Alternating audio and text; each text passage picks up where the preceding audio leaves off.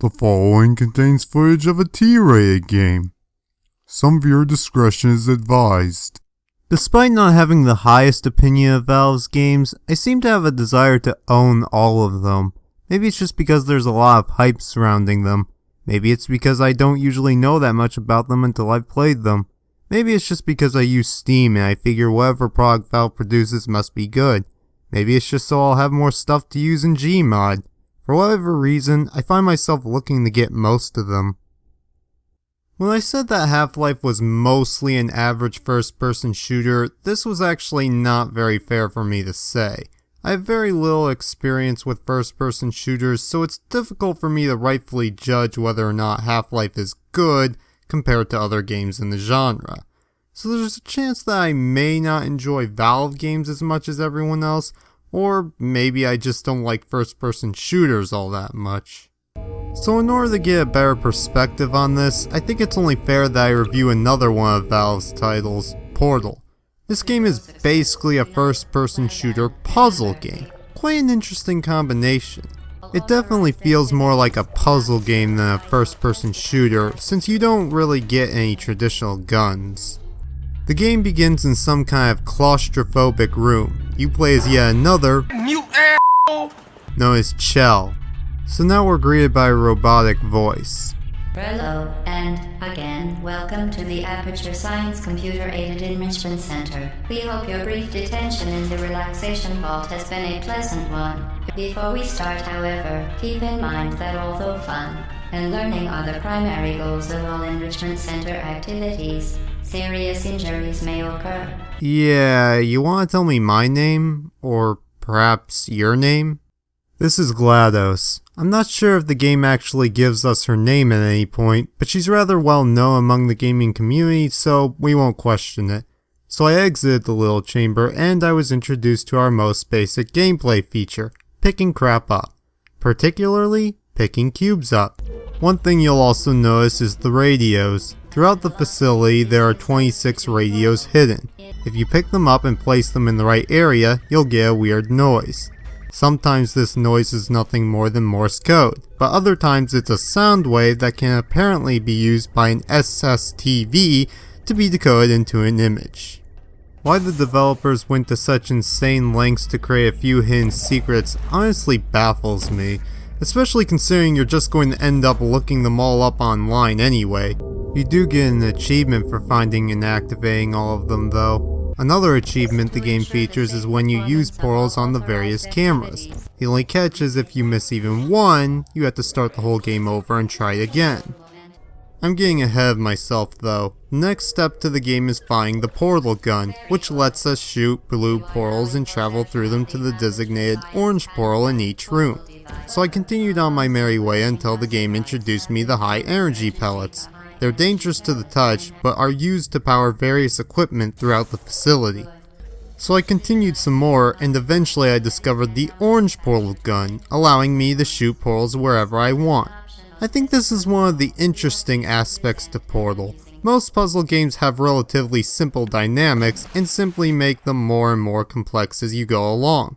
But with Portal, it's a bit different. The game does utilize what it's already established, but it also gives new aspects to work with relatively often. This is an interesting concept that I haven't really seen done before, and it allows the game to progress smoothly. It's challenging without being over-encumbering. It's possible to get through the whole game without needing a guide. Although you will probably need one to get all the radios and cameras. Eventually the game ends with a boss battle, which is surprisingly unique for a puzzle platformer. And yeah, that was Portal. It was pretty short, so why doesn't this game get hate compared to, say, Metal Gear Ground Zeroes? Well, because it wasn't intended to be its own independent game. It was created for the Orange Box, basically a special release of 5 games for the price of $20. I managed to get it on Steam for $10 thanks to a sale. Well, that was quick, and since my reviews usually go on longer than this, let's take a look at Portal 2. Good morning. You have been in suspension for 50 days. In compliance with state and federal regulations, all testing candidates in the Aperture Science Extended Relaxation Center must be revived periodically for a mandatory physical and mental wellness exercise. you play as Chell again and wake up in some kind of hotel room or something. A computerized voice gives me a brief tutorial, then it's back to bed. So we wake up again. Whoa. Yeah, we were asleep for quite a while, weren't we? And now I'm introduced to a new character named Wheatley. I could go over all the things that make this character unique and interesting, and maybe I will, but not today since I'm trying to keep this review as spoiler free as possible. The only thing I will spoil is GLaDOS waking up, since it's not that far into the game. I should probably note one of my few complaints with this game, and that's that if you're playing with a controller, the default inputs are switched around. For example, instead of pressing one of the analog sticks to duck, you hit B. This is kind of annoying since it not only differs from what was preset in Portal, but also Half-Life 2. And as such, it feels pointless. Granted, I could change the controls under custom, but ain't nobody got time for that. In all seriousness though, this is definitely a nitpick. One of my bigger problems is the fact that there's no sprint, a problem with both Portal games. Just make the quick ping, whatever that is, set to the right button by default, and they could have had you sprint with the left button like in Half-Life 2. Not too big an issue, but it would have been nice to be able to sprint. Another change is that you hold on to stuff tighter in this game. When you held something in the last game, you would drop it if there was enough interference. That doesn't happen in Portal 2, and I kind of like it better that way, since dropping stuff is kind of annoying. The last major difference between this and the first game is that it's a lot longer. It's not quite as long as, say, Half-Life or Grand Theft Auto, but it does feel closer to a full-fledged game. It also employs the same tactic of frequently adding new features as you go along, to keep you thinking without just getting overly complicated. It starts off with deadly lasers, that power things similarly to those energy pellets. Then it gives you these platforms, which work in conjunction to your portals. Then it later introduces gels. The blue gel lets you bounce, the orange gel lets you run fast, and then there's the white gel. And no, it's not what you think it is. It's actually made out of moon dust, and it allows you to place portals on any surface you get it on.